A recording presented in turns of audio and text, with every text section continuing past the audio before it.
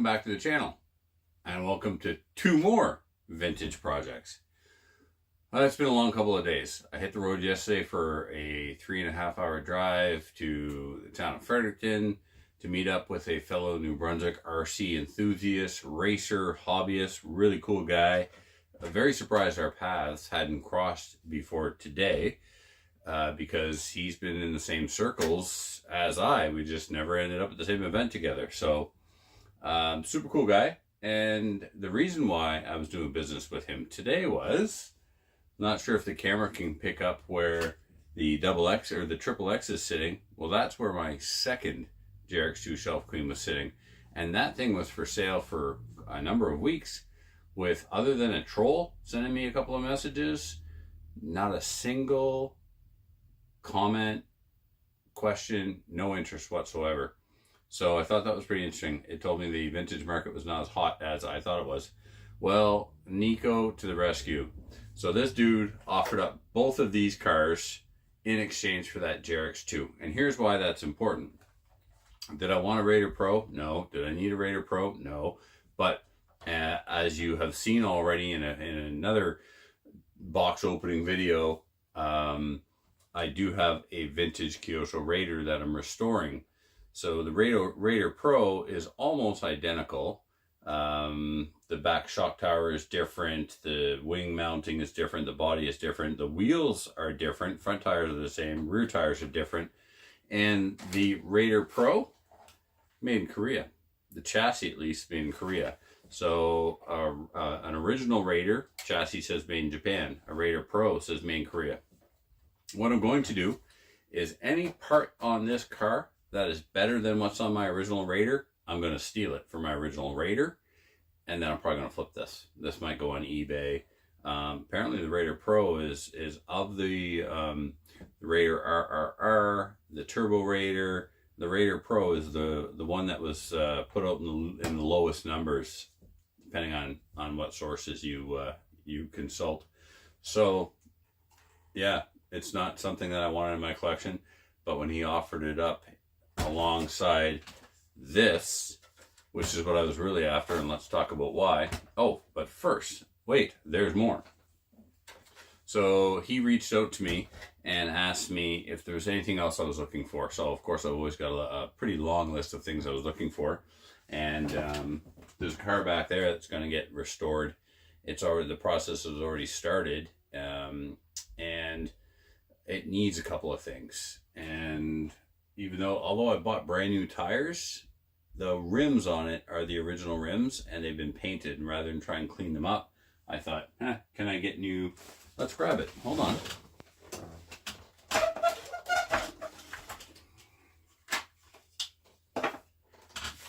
So a good buddy of mine, this technically belongs to him. I say technically because technically it does. But obviously I'm going to try and acquire it. This is my buddy Alain's Raider from his childhood, or sorry, Tamiya Hornet from his childhood. And when he saw that I was back into RC, he told me about it, and I said, hey man, I'd love to restore it for you. So I bought the body, I bought the parts that were missing or broken. The body I haven't done anything with it except paint it or get it painted. So now it's time to peel off the protective layer and apply the stickers. And the bumper, I don't know why, but he's got something strapped to the bumper.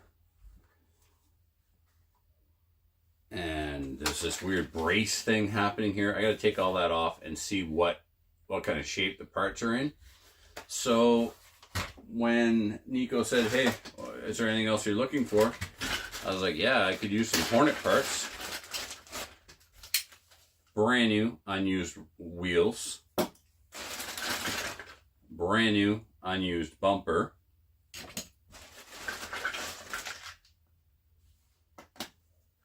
Oh, those are parts for the motor bracket.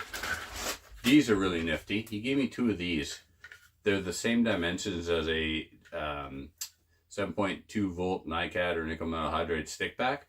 Only it's 3D printed. It's hollow. You can slide in like a 2000 milliamp 2S LiPo. So that's interesting. I'm going to see what I have now. I know I've got some 2S 1800s. That can be the longest run time in the world, but it's still going to allow you to use a LiPo without modifying the car. So that's cool. And this Kyosho Mega Motor was actually in the Raider Pro, and it's going to go back in the Raider Pro.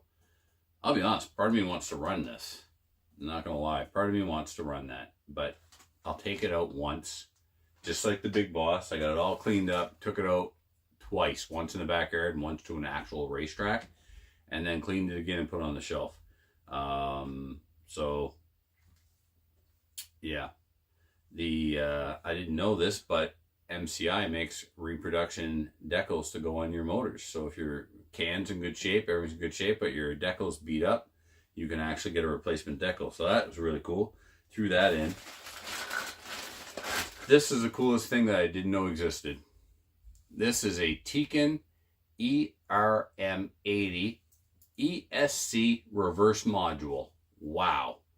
Before ESCs were reversible, and there's another video where you see me, and it should come out before this one, another video with a Novak 610 RV, 6 to 10 volts RV reversible.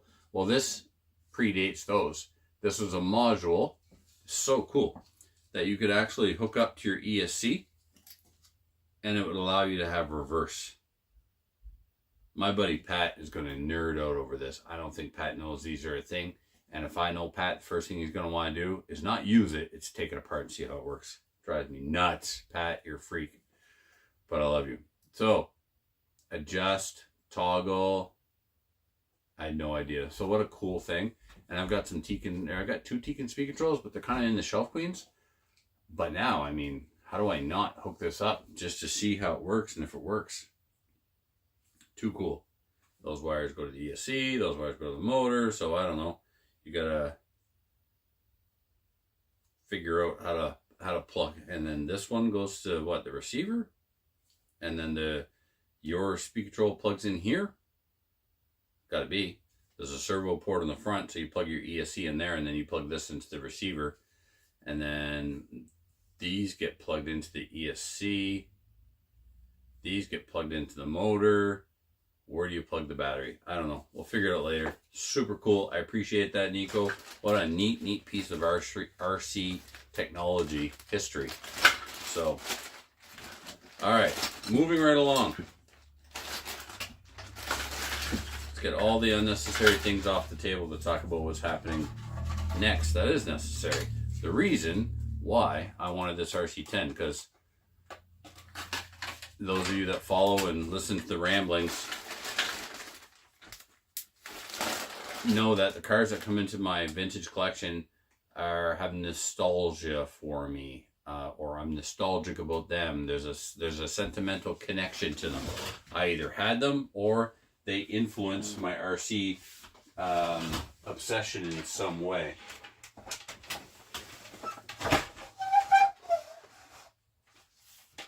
So, where some guys are just pure vintage fans and they want not just the things they had when they were a kid, they want other things that they wanted, stuff like that. I need a reason to have it. I need to have either owned it or there's some other connection to it. Okay, so let's bring it back to, I built an S-Works and I hated it. And then thought I should build other manufacturers' kits and discuss the experience with them. And then I thought a comparison and contrast between the two icons, the RC10 and the JRX2. So I built the JRX2 from 1988, followed the manual, organized the parts per bag as they were laid out in the manual, recorded all that, talked about that experience in a video series. And then I did not just, wow, words are hard. I didn't build just one JRX2, I built 4. 2 shelf queens, 1 runner, and 1 parts car to sell. At the time of this video, that car is still for sale because I haven't even had the time to post it. So, it occurred to me after the fact, standard operating procedure for me, that it would be unfair to, well, okay, the build contrast, the parts, the design, the manual, all that's fine. But I was not going to take a 1984 Gold Pan to a racetrack and put it up against a JRX2. That wouldn't make much sense. So what I've decided to do is, in the RC10 versus JRX2 content for my channel here, to put these two up against each other. Now, the JRX2 came out in 1988. Team Associated has two cars that are good contenders for the JRX2. The RC10 Championship Edition, which early on came with the 6th gear. Later on, towards the end of the Championship Edition, they were actually putting stealth transmissions in it. And I have to look and see where the JRX-T came, or where the RC10T came out in this timeline. The RC10T, because when the RC10T came out, stealth transmission was the standard transmission for that truck. If I am wrong, put that in the comments, but I don't think I am. Then, again, depending what source you reference, the RC10 Graphite came out in 89 or 90. And of course, there was the TQ10. If you remember, they made a car for Horizon and called it the TQ10. It was simply the RC10 Graphite. Anyway, RC10 Graphite is the, for me, preferred choice to do a comparison and contrast and track running RC10 versus JRX2 tests. We're going to test two cars. If we're going to test an RC10 against the JRX2, I am of the opinion it should be the RC10 Graphite, because they both had graphite chassis and they came out no more than a year apart from each other. And their JRX2, as it came out in 1988, was leaps and bounds ahead of the 1984 Gold Pan. So it really wouldn't be a fair comparison. So ideally, I will get them on the track when the timing system is hooked up. So I will coordinate with the track owner to see if he is doing a practice day or something where I can get out and do some filming and put transponders in these so we can actually see the numbers. Fastest lap time and the average lap time and consistency. Those are the things that I worry most about when making changes to my personal setup on my race cars. Did my average improve? Did my consistency improve? Fast laps don't win races. So, there we have it. Two more vintage projects brought to the channel, but not just that. I have found the perfect car to put up against the JRX2 on the track. Stay tuned. It's going to be a while as I record this. It's March 7th, so it'll be a long time. I'm talking by the time that track dries out, even though we haven't had a crazy winter so far, and winter is pretty much behind us at the end of this month, even for Kanekistan. By the time the track dries out, it's usually the end of June. So I'll get these things on the track when the track dries out, and turn some laps and get some video and compare them and see how they did. Because right now, I'm going to tell you, in every way, the JRX2 is superior to the RC10 original, championship, and graphite. In every way. Well, we'll see how they perform in the track. But right now, every way, in my very biased opinion, the JRX2 is far superior. So, that's not true. I will sit corrected. There is one design flaw on the Team Losi cars. Why they attach the servo to the chassis. JRX2, JRX-T, JRX Pro, JRX Pro SE. Every one of those buggies from 1988 to 1992 or 4 when the 94 when the Double X came out. Every car before that, I don't know about the 4-wheel drives, but the servos were attached with servo tape. That's how it got its nickname. Thanks, Gil. The RC10 has always used a mount for the servo, so not in every possible way, but. And I mean, I'm not here to hide my biases at all. I love the vintage Team Losi stuff. Now, if I put down the modern Team Losi car, or TLR, and the modern Team Associated, I would be like, this TLR thing is junk. The only thing better than this is an X-Ray. That would be, that's what I would say. So, thanks for listening to Rambling.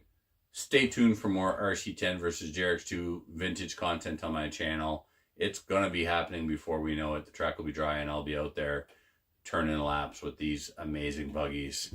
So stay tuned for that. And until next time, thank you for watching, liking, commenting, subscribing. Tell me, did you have a JRX2 Graphite? Take 14. Tell me, did you have an RC10 Graphite? And how did it do against the Team Losi cars? I'll tell you how Eric Gianet, Eric, you're not watching, I don't think. If you are, hey dude, I'll tell you how Eric Gianet's RC10 Graphite did against the Team Losi cars. That's how it did. Maybe yours did better. I'd love to hear about it in the comments. Thanks for watching, everybody. Bye for now.